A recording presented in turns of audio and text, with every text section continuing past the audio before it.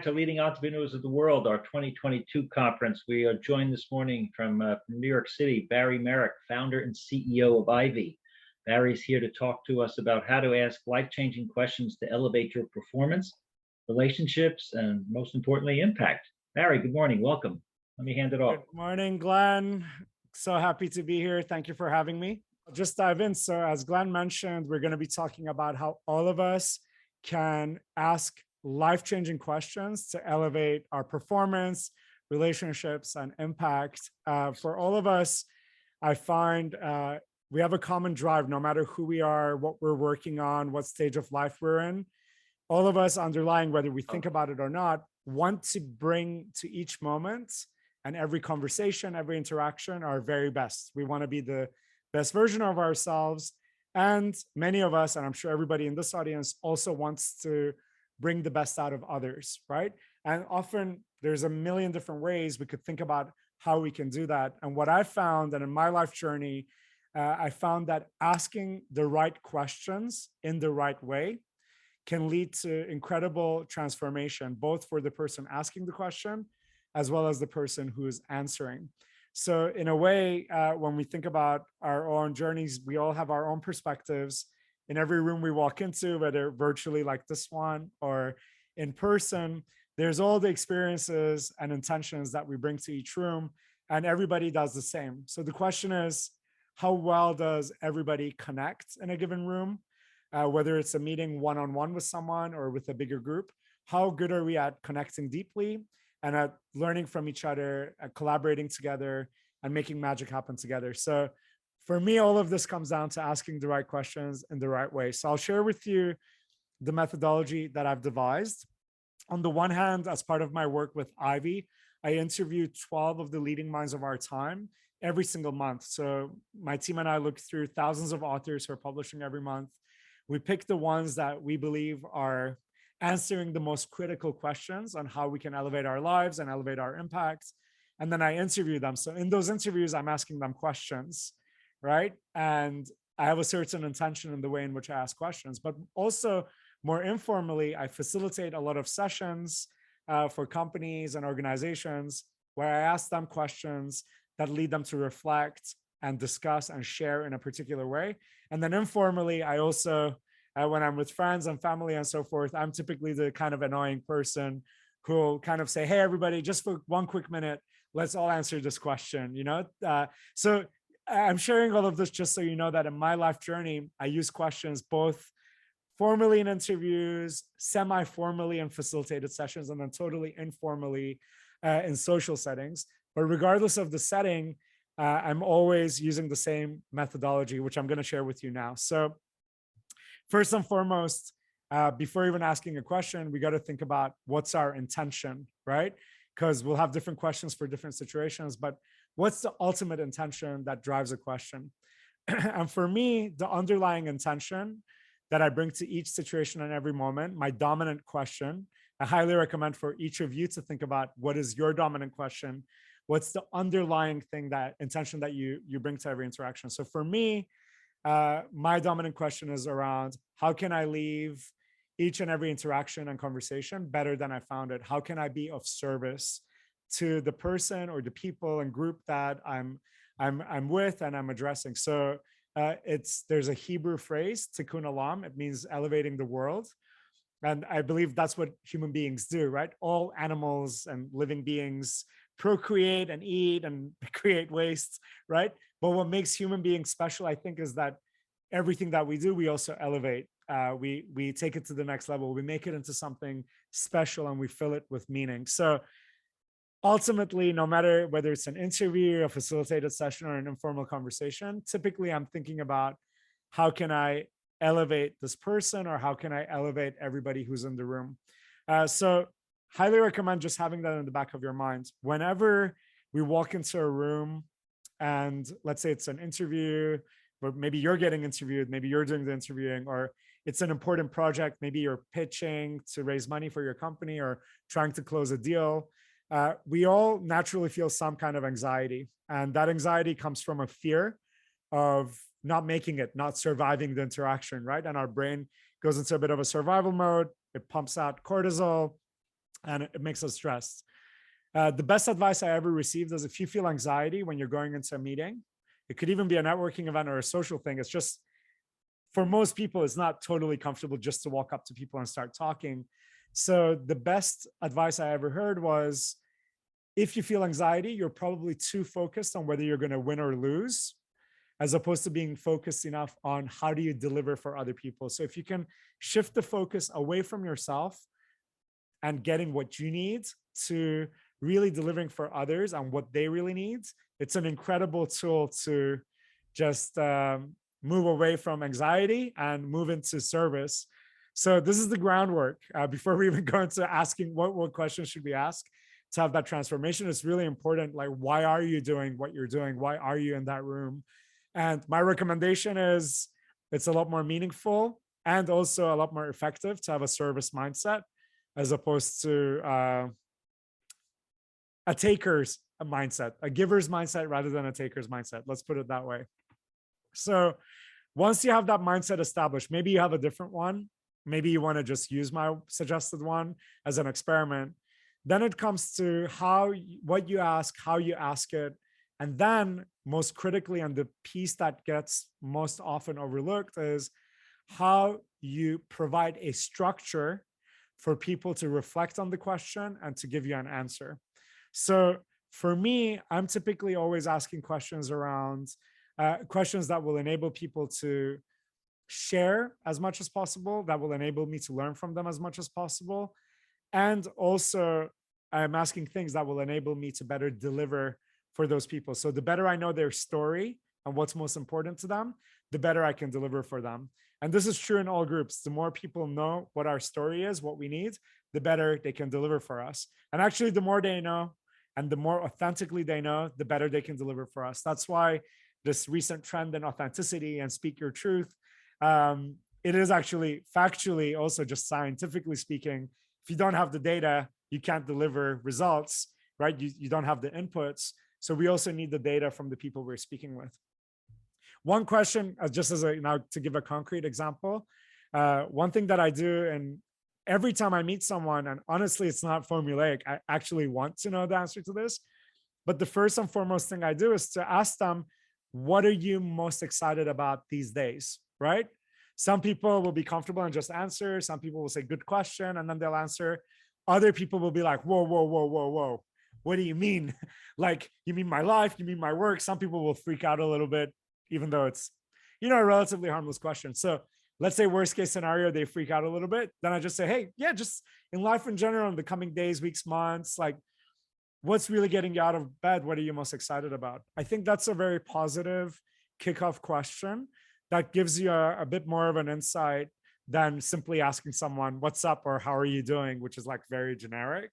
What are you most excited about? And then listening very closely is critical too, right? Because whatever they say, you can then ask additional questions. So as you're asking, if you really have that intention of delivering for that person in mind, and you know that to be able to deliver for them, you need to know what's going on with them, then that's a really good North Star to focus your questioning and your line of questioning. So that's in a informal and social situation.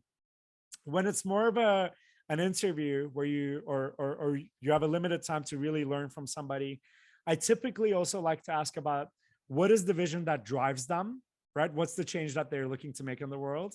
And then whatever their field of expertise is, what are the biggest mistakes that they may be making? Sorry.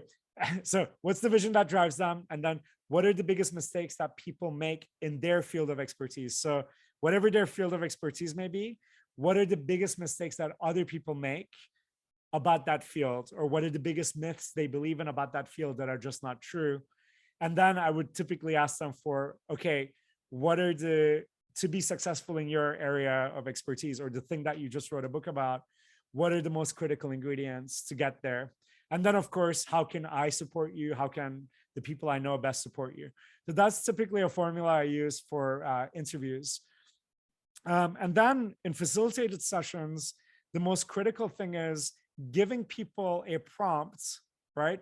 An insight and a question. So here's a fact, right? So I'll give you an example. I just recently interviewed Alan Murray, who is the CEO of Fortune Media, and he's been a business journalist for 3 decades, right? So for a long time. So he's seen a lot, heard from all the business leaders across all those years. And one factoid that he published or shared in the interview is essentially the fact that in the 1970s, Fortune 500 companies, 80% of their balance sheets, if you looked at all the Fortune 500 companies, 80% of their balance sheets were made up of physical assets. And if you look at the balance sheets of Fortune 500 companies today in the 2000s, right, late like 2020s, 85% of balance sheets are made up of intangibles, right?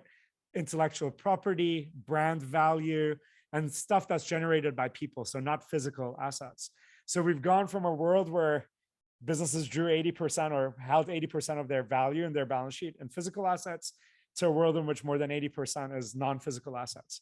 So with that in mind, the importance of people and how we treat our colleagues, our clients, our vendors is more important than ever, because a lot of what we provide to the world, a lot of that value is in intangible things that's heavily influenced by people's perceptions and people, what people generate as opposed to what machines generate or physical assets generate.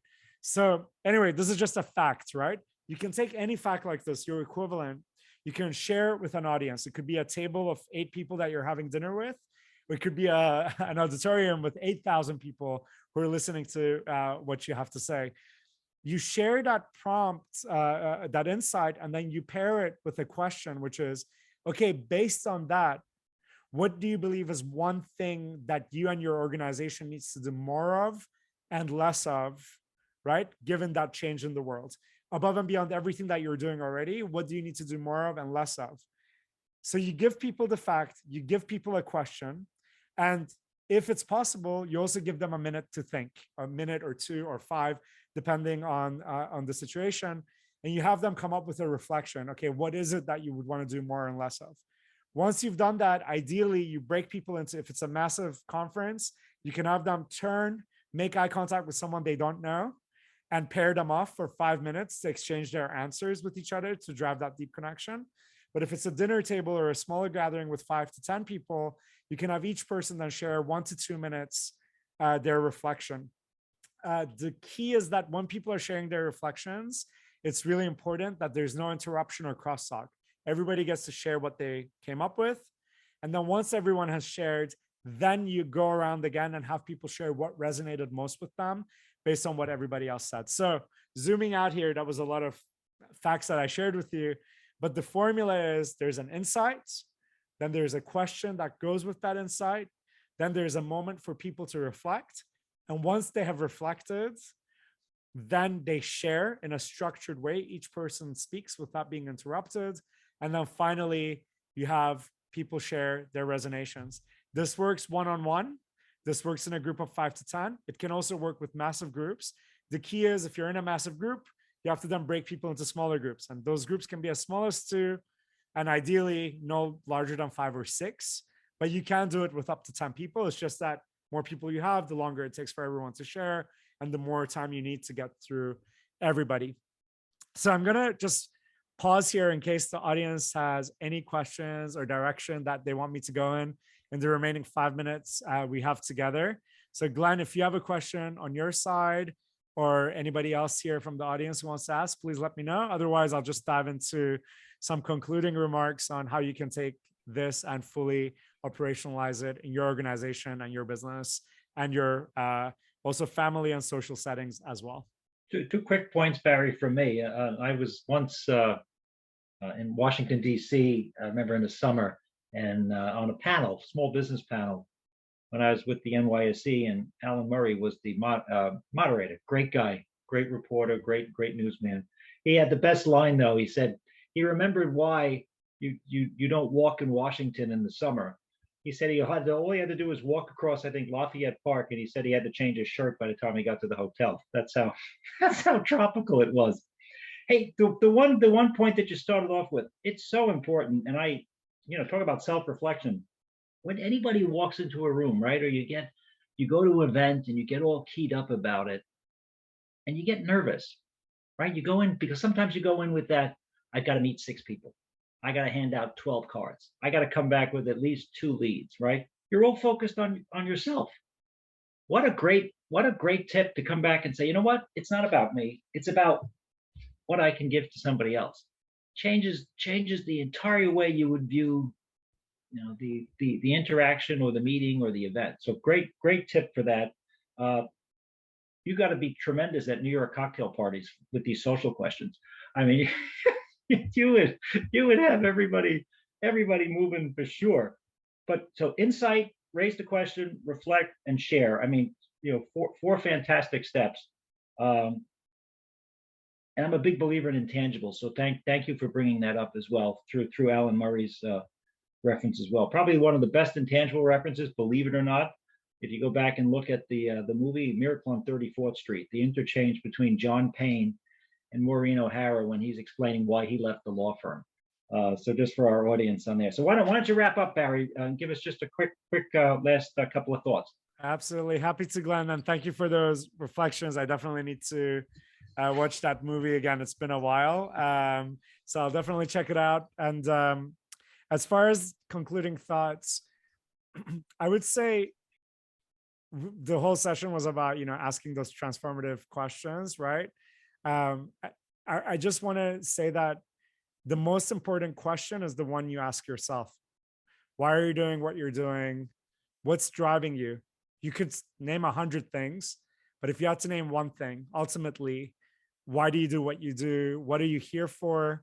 Right? Doesn't matter what your beliefs are about the cosmos, whatever, it's irrelevant. Like, you're alive, right? You're showing up every day in some shape or form to your loved ones, colleagues, professionally, personally, and so forth. Why? But what is it, right? You could say like, yeah, I'm here just to have fun. And you know what? If that's the case and you've reflected on it, awesome. Then can you make sure to align the questions you ask, the interactions you have to deliver for that dominant question you ask of yourself, right? One thing I didn't mention, one intention I have, so I already shared about service is the overriding intention for me. I feel like I've been so blessed with my abilities and all these incredible, miraculous opportunities I've had in life so far. I want to take all that and focus it on delivering for other people, to nudge the world a little bit further in the right direction in big and small ways, whatever I can do. What I want to do now is to also be more intentional about adding play into that, because we're also humans, we're not machines. So like, we want to do our best, but we also want to enjoy the journey. So socially, I'm very good at the play piece, but when it comes to even presentations like this, I could have made 15 more jokes throughout this whole thing, but I didn't, because it's a pretty serious topic. At the same time, it would be even more effective if it was more playful. So my final recommendation to you is, as you think about also what Glenn said, you walk into that cocktail reception or networking event and you feel a little bit nervous. One is your key intention. Why are you there? How can you be of service? The other one is also just like that idea of play. If we don't enjoy those moments, if we don't enjoy the moments with our loved ones, if we can also bring play into it, life is also too short. So, and humans really want to also play, even the most serious person, right? If you kick off something, just light, like, what are you most excited about? But also having in mind, like, this isn't an interrogation, it's a conversation. It could serve you also really well. And it's definitely a growth area for me to be able to do that too. So I just wanted to share that with everybody. Last call to action is, if I can be helpful in your question asking journey, or as you're facilitating, presenting, interviewing, and so forth, you can always ping me, barry@ivy.com. Yeah, always happy to support anyone and everyone, both individually and organizationally as well. So thank you for having me, Glenn. Really appreciated this opportunity. Fantastic. Beri Meric. Wow. So impactful. Outstanding. Thanks for sharing. Thanks for being with us again today. You're a big supporter and everything you're sharing is just right on the mark, right on point. Thanks awesome. Again. All right. See you next time, Barry. Take good care. Everyone. Take care. Bye. Thank you. Bye.